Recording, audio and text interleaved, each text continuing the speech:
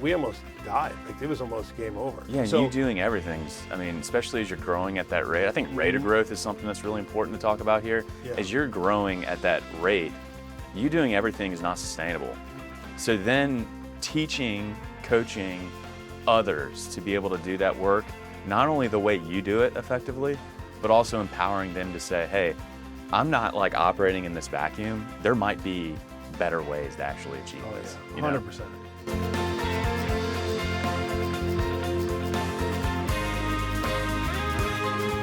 Hey everybody, welcome to the next episode of the Mobilization Mindset. My name is Scott Peper, CEO and founder of Mobilization Funding, and today we are bringing you another episode of Frequently Asked Questions. These are questions coming directly from you. We hear them all the time, we are asked all the time, and today we're going to be talking about recruiting, hiring, scaling, culture, and even more. Of course, I got my cohort here with me, Drew Aldridge. What's up, guys? We are going to be going at it again. Excited to be here. Now remember, you can put your own questions in at marketing@mobilizationfunding.com. Email them in. Our team will take care of those. We'll add them to the show, and we will ask the very questions you're looking to answer if we have not done that already. So again, marketing@mobilizationfunding.com. All right, Drew, welcome, buddy. Yeah, glad to be here. Let's roll it again. Come on. All right, first question. Why do problems feel bigger as my company grows? Great question. Drew, what do you think? Yeah, I mean, I think this applies to really any company, but we can apply it directly to the trades. You take a $4 or $5 million company, you're focusing entirely on just getting jobs done, right? And you can probably, as an owner, handle managing a lot of the back office type support for those jobs. But then when you grow to a 15, 20, $30 million company, you're adding cooks in the kitchen, right? You need that support to handle your financials, your HR, your estimating, and the list goes on. I think a lot of the problems in the beginning really just start with, hey, I had this original culture. I had these original core values in my company. I need to then transpire those across a wider group of people and not just my guys in the field who are doing the work, right? I have to actually empower those people who are a little bit removed from the work, who are critical to getting that work done, right? But they're not as connected to the actual work, right? So, but they're vital to it. So, like empowering those values to them and getting them committed, that could be one thing that is really challenging for a growing company. Yeah, I would add something to that too, though. And I don't know the context of the question that the person was asking, but I'll add this. I think a company going from 1 million to 10 million is a lot. It's probably some of the most difficult things to do. But I can tell you also, everything you said is difficult. But it's a lot more difficult if you aren't also educating yourself at the same time your company's growing. So true. Yeah. And I say that from experience, and I say it from then going to get education. So fun fact about mobilization funding is we had the certain metrics we measure ourselves by. One of them is funding. How much funding do you do? And what's your portfolio size? Well, we had at today's portfolio size, we had that at one point in 2017, probably 60, 70% of it. And it was there for maybe 6 months. But I'm telling you, and you know this now, seeing our growth, but that horse bucks, and it kicks, and it does a lot of different things. And I didn't know jack shit about what was going on. And I didn't know to add people. I didn't know, and that you get this accrual-based P&L that your accountant gives you, and you think you're making all this money. Yeah. In the lending business, you got to collect the money, actually, guys, to get it back. It's a little different. Just like you have to perform and actually get paid. It's the same concept. But I say that because it looks good, and then these wheels were all over the place. I hadn't put in core values. I hadn't put in systems. We had me and 2 other partners and some couple support staff helping us do individual things all by ourselves. And we almost died. It was almost game over. Yeah, and you doing everything's, I mean, especially as you're growing at that rate. I think rate of growth is something that's really important to talk about here. Yeah. As you're growing at that rate, you doing everything is not sustainable. So then teaching, coaching others to be able to do that work, not only the way you do it effectively, but also empowering them to say, hey, I'm not operating in this vacuum. There might be better ways to actually achieve Oh this. yeah, 100%. And it got harder, but it was like you felt like it was impossible. Now back up, fast forward. Now we wind the portfolio down to like 25% of its size. We hire people, we survive. It took 6 years before we saw that portfolio size again. 6 years before that portfolio size was there. And I can't even count how many different people, employees, leaders, partners that came and went inside that 6-year period.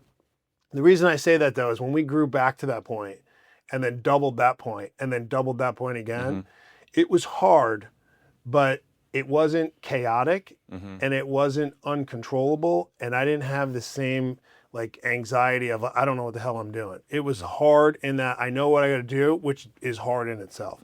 And so then all the things you just said, bringing in new people, have new ideas, better ideas than yours, better ways to do it than you think. You don't have to have all the plans. And being open to that. And you got to let go a little bit. I mean, you used a really cool analogy. I think it was 2 or 3 months ago, and we had a lot of business coming in, and everything seemed to be organized chaos. Everything like the box. You said the box is shaken, and I came to you. I'm like, man, there's so much going on out there. I have my attention is in so many different directions right now. And you said, when the box is shaken, that means things are probably about to be real good, right? And also kind of relish in that. Just because there's stress, just because the box is shaken, doesn't mean that you're not doing the things properly, right? It's supposed to be hard, right? Yeah. So it's like you're doing something new. Every time you grow, it's new to you. And people think, oh, I'm looking at everyone else. They make it look easy or they make it look lucky. Some people they're lucky and easy, but they're not. They're just comfortable in it because of what I was saying earlier. They educated themselves and they grew as well. So they've expanded their capability and ability while the business was expanding at the same time. And that provides a lot of comfort, education, reading, mentorship, peer groups, all that stuff, listening to podcasts, whatever it is, that expansion in your own knowledge gives you peace and comfort in the chaos of hard. Yeah, and the last thing I'll just add directly to that, I mean, to close this question out is, with growth comes responsibility. And you have to lean into that learning journey. Yeah. You have to lean into that. You don't know everything. You're not a self-made man who worships their creator. You got to understand that there's other people out there that are going to help you. Yep. So I think that's the solution right there. It starts with people. And the education part's more important than actually going to the job site if you don't have it. I would agree. You'll know what to do when you get there. Yeah. Question number 2: how do I know when to make that first leadership hire? I think the most important thing to think about is for you to be well-grounded and understand fully where you are sort of in the journey of your company. Usually within growth, right? You're trying to figure out, okay, I've got a problem or a challenge here, but really understanding what that problem and challenge is and the core root of what you're trying to solve to, right? To get you from point A to point B as quickly as possible. I think if you identify a large leadership gap in the company because you as an owner are just stretched too thin, I need a deputy. I'm out in the field, I'm running these jobs myself, but I'm also doing the strategy and the vision and all that type stuff. I need someone out in the field that can actually replicate me. Once you say to yourself, especially in the early stages, I need to somehow replicate myself. Yep. Okay, so that's thought process number 1. Thought process number 2, you have to be extremely honest with yourself and say, am I ready to lean in? Do I have the time? Do I have the energy and dedication to lean in to actually put in the work to help replicate that person, replicate myself in that person? Because the reality is they ain't going to figure it out on their own. No. I think those are the two. And if you can say, yes, there's a problem, I have it. A leader is the solution, and yet internally me, I have the time and willingness and the capability and the skill to actually lead them to be a leader. That's a very powerful process right there. Yeah, I agree with that. I think the short answer is as soon as you possibly can and sooner than you think. Interesting. Okay. But what I'll say is a lot of times people think, if you don't have a partner that you start the business with, you hope your partner's that. And sure, yeah. I got great advice, not related to this question, but related to like just positions and teams in general. And it came from Andy Frisella. He said, when you have one, you have none. And when you have two, you have one. And we have that conversation a lot. A lot. Yeah. And it was great advice. He gave it to me in 2018. And I remember thinking to myself, man, I got one of everything. I'm a real problem here. Yeah. And I think where it comes from is two things. As a business owner or the leader of a business, you're trying to think about how you can, this is one of the reasons why you don't take money out of the business, because you need to invest in these kind of positions before you actually need them, because leadership positions also need to understand a lot. They don't come in just like ready to go. And especially if you're cultivating a leader along the way and you're a newer business or a younger business, you're not going out and hiring this like seasoned CEO leader. And so you have to find someone with the innate characteristics that believes in your vision and bolts onto it. And so, I mean, I think you need to have your values set first before you even think about hiring leaders. 100%, because then someone's going to at least buy into that. And so I would say those are the thought processes in mind. And yes, if you're the person checking out and walking the job sites every single day and your team and staff are there and you have a superintendent, great. You definitely need someone else to be able to do that. And that's where the term, delayed gratification comes in, or, waiting before you take any money out, just reinvesting in the business. Those are the positions you reinvest into versus taking more money out yourself.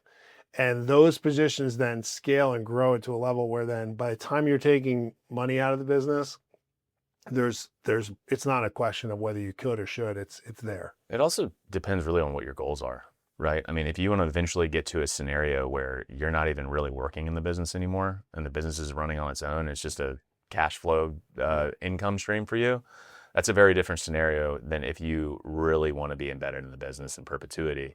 And the reality is, in assessing whether you want to have and hire a leader and whether you're ready, it is an ego conversation, right? I think you have to have an internal conversation with yourself and say, where do I have gaps as a leader? Where can I really mitigate the risks associated with my own personal leadership gaps? And that might just be a expertise in a certain subject area that you don't have, or not you, but a leader doesn't have. Hey, I need to hire someone that shares my same values, who I can replicate, but also in addition has a skill set that really fills one of the gaps I have as the visionary of the company. Yeah.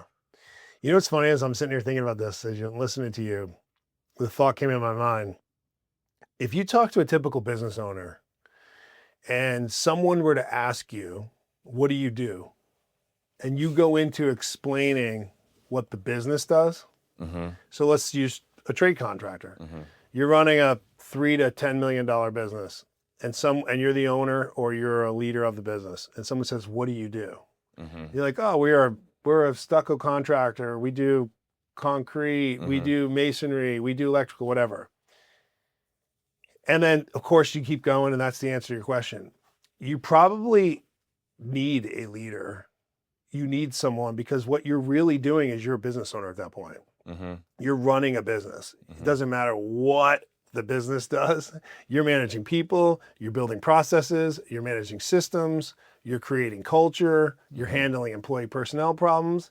And if you still are doing and thinking like this is what the business does, instead of saying, here's what I am, here's what I do, then you probably need a leader, or you need to start thinking like a business owner and get out of your leader's way if you already have leaders in place. Yeah, and when you consider that first big leader in the company, when you're hiring that first kind of big deputy, think down the road, 2 years, 3 years, 4 years. Is this someone that can also replicate themselves in other people? Yeah. Right? Do they have that capability? Because you can have a great leader out in the field, but if they can't create more leaders, that's not as much of a force multiplier than maybe you deserve as a business owner. 100%. Question number 3. Can leadership be taught, or is it an inherent trait? Drew, that's a good one. Yeah, I'll actually... You got a thought on that? Yeah, I'll take a little bit of that one. Okay.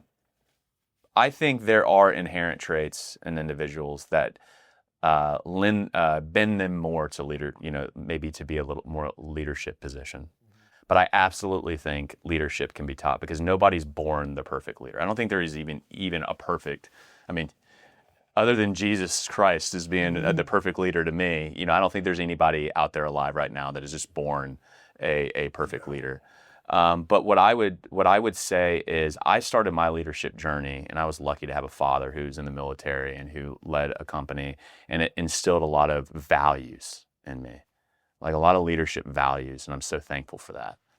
And then I learned as well by reading biographies and reading books about leadership. And then kind of all the self-help books that some of them are fluffy, some of them are really good. I learned a lot through that. And then you learn from watching. So I've had the benefit, folks, I've been here a year and about 4 months, and I thought I knew a ton about leadership. I thought I knew how to empower people. But then I have the opportunity to watch you, which has been one of the joys of my career. And I learned something just today, I was like, man, we got a sales meeting today. I know you're not normally in those. Can you jump in with me? I just want to see you I haven't seen you handle a sales meeting in about 2 or 3 months. I just want to watch you and learn. So you can watch people, and then you get feedback from people. So that's a long-winded answer of me saying I really truly believe some people are a little bit more geared towards leadership by a function of how they communicate and who they are. But if you don't, one part of leadership is to watch your own ego, right? And watch your own ambition too. And if you can do that and lean on people like yourself, or if you have a mentor out there in your company, lean on those experiences. By the way, the last thing I'll say here, some of the most profound and impactful leadership lessons that I've learned, which would be learning leadership, I've learned from leaders that I've watched, and I've said, I would never do that. Yeah. And I take notes about it. Well, that's how they learn too. Yeah. Yeah. I think to your point, I think you can be born with certain characteristics that will allow you to be more prone to be comfortable being a leader. But I do think it's important to recognize that you're leading no matter what. People are watching you. Random strangers are watching you. People are emulating what you do, what you don't do. So you're always leading something somewhere. And that person or something somewhere at a minimum is always yourself. And so I think when people ask that question, they're probably thinking, oh, like, can they get on a stage and lead this company, or can they go to a team meeting and be a leader? But I think every leadership journey, no matter what, starts with like the leadership you have in yourself, those voices you have in your head. Can you control them? Are you in control over them? Do you do what you say you're going to do each day? I mean, what do you stand for? What do you stand for? How are you going to be? You decide that in your own mind, and then you either emulate those traits yourself or not. But to answer the question probably as the way it was designed is, no, once you realize that, I think you can take over your own ownership. And when you're leading yourself in a really good way, which is aligned to the way you want to be, you can then see how other people are following your lead too. Mm-hmm.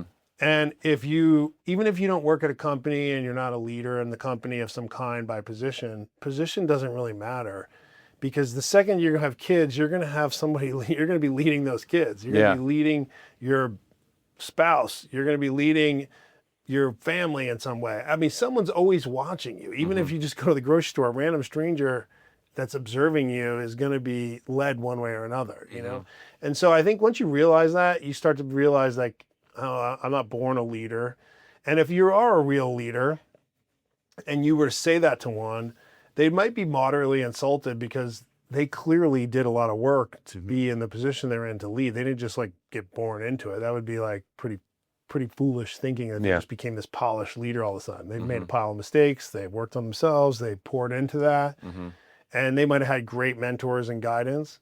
But I think it's critical to give yourself some benefit of the doubt and realize, A, we're all leaders. You're leading yourself.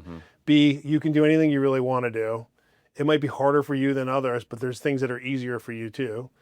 And if it's something you want to do, start with yourself. Yeah, I mean, I think leadership is a contact sport, right? I mean, I think one of our core values, for those of you that don't know, is leadership through action, right? You know, one phrase that I also grew up with was deeds, not words, right? It's incredible the influence that you can have on your people by actually just doing an action. Because people, as a leader, whether I tell all of our team here, you're all in one shape or form a leader. And because you all have responsibility, and every action you take, whether it be in underwriting or in servicing or sales or marketing, people are watching and people are judging to a degree. And if you do it well, guess what's going to happen? Other people are going to want to perform really well too. That's right. Because one of their teammates is. That is an action of leadership. And what I was saying about, people, I didn't mean people are born to be a leader. What I meant, the only thing I was trying to say there is I think certain people have certain personality characteristics that just might naturally bend them to, they might be able to woo people or talk very well, but that does not make them a leader. It's just characteristics that might point them in that direction. Correct. Yeah. And don't mistake an eloquent speaker as a leader. No, I mean, we can see that. We can see that every day on CNN, right? Correct. Question number 4. Is it worse to leave a role vacant or hiring the wrong person? You want me to tackle? Yeah, I mean, Scott, I kind of want you to hit on this first. All right, there's context that I think is important here, Okay. like what size is the company, how many people are there, but let's give it the benefit where you're not all by yourself and there's only 2 roles in the company, okay? Like someone, the assumption is you have some people in your company. Yeah, right? so I don't participate in the thought process that we may hear where it says, somebody's better than nobody, or a warm body is better than nobody. I don't believe that. So I guess inherently, I'd rather leave a position vacant and allow the rest of the team that are the right fit to absorb that role while we transition and find the right person than I would to put the wrong person in there and disrupt everyone. Because as soon as you put the wrong person in, you have to know that by the time you go from the time they start to the time you figure out they're the wrong person, and then the time you repeat the process that you just went through to basically find another person, you inherently are duplicating a lot of work and effort and dragging out what already is a need for a longer period of time. So by definition, I don't see how that could possibly be good. And I try to also make decisions for the long term, not the short term. So does that mean that, you lose the person that's accomplishing specific tasks that are very task-oriented roles? You can't find a person to fill that or a role to fill that. Temporary labor, for example, or an outsourced service to fill a gap. No, you can do that. But a permanent hire in a role you should take your time and you should hire the right person that meets your core values. And I'd rather have that position open for longer than I would to hire the wrong person. This is kind of hard to add to because I think you eloquently sort of demonstrate exactly how I feel. I mean, this goes back to the fact that I don't understand how you can hire people without a set of core values, and that's going to be incredibly redundant coming from me. I know I've said it over and over again, but I don't understand how you can hire in an effective way if you don't have those core values. And that's I mean, you've seen me in interviews. That's how I interview people. I interview people based on our core values. I mean, I might not use those core values words in the interview, but all my questions are around one of our core values. Or what do they believe? Yeah, what do they? I mean, I ask what do you believe? I mean, one of the questions I asked in interviews is what do you want? I interviewed 2 people in a row probably 2 months ago, and we sat down, and the first question was like, "Hey, Drew Aldridge, nice to meet you. What's your name? Blah blah blah." And I said, "What do you want?" And they're like, "What do you mean? What do I want?" I was like, "This is your answer. You tell me. What do you want?" Yeah. And then all of a sudden they talked for 25 minutes. I knew exactly what they wanted. I learned so much about them, and then kind of asked more pointed questions. Another thing is, when you create a culture in a company where people are committed versus just compliant to the core values and the mission of the company, they want to be stretched more than they want someone coming in that doesn't fit within the team. Oh yeah, I agree with that. So there's been often times where I've talked to various members of our team out there and say, "Hey, I kind of want to pick y'all's brain. You think we need an extra person in this department?" And the answer is, yeah, we're stretched thin, but let's get the right one. I'm ready to be stretched a little bit. I'm ready to work a little bit harder because I would rather not go through the pain of having someone that ruins the vibe in here. Yeah. And I'm using vibe loosely, but our core values. Yeah, culture, vibe. It's all, Yeah. I mean, same thing. Yeah. Question number 5. Do core values actually matter, or are they just corporate fluff? Well, if this is your first time listening to this podcast, then you're going to find out really quickly how important they are. If it's not, then you already know the answer to this question. But from Drew, your perspective, how do you see core values? If there's anything you want to add to it that you... Yeah, I mean, first off, core values are your North Star. We empower our team members to make a lot of decisions on their own. There are times where they do not have someone like you or me or Rachel or one of the directors or Autumn in the room to help guide them make that decision. But that decision needs to be made right there. And what I told the team is, if you ever don't know the answer, lean on the core values, and I promise you cannot go wrong if you lean on the core values. But let me tell you one other thing about core values. Core values can also erode the credibility of you as a company and as a leader if you don't live up to them. Oh, yeah. There are organizations, I mean, there's that old saying, if you have the core values on the wall, but nobody really knows them and they're not embodied by leadership, attitude, it's remember the Titans. I forgot the guy's name and Remember the Titans. He said, attitude reflects leadership. Action reflects leadership. And if you don't embody those core values, that can totally erode your credibility as a leader. Yeah. No, you're right. If it might be better to not have core values. If you won't own them. Than it would be, if you won't own them, then it would be to have them and do the opposite.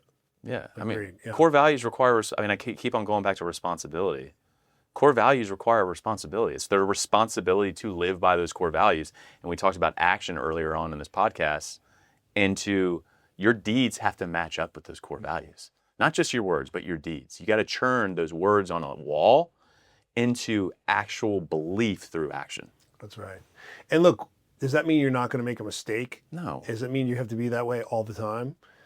You should, but look, we also talked today about how hard business is. We talked about expanding business. We talked about pressures of business. There's going to be times where you're going to miss the mark. You might act in a different way.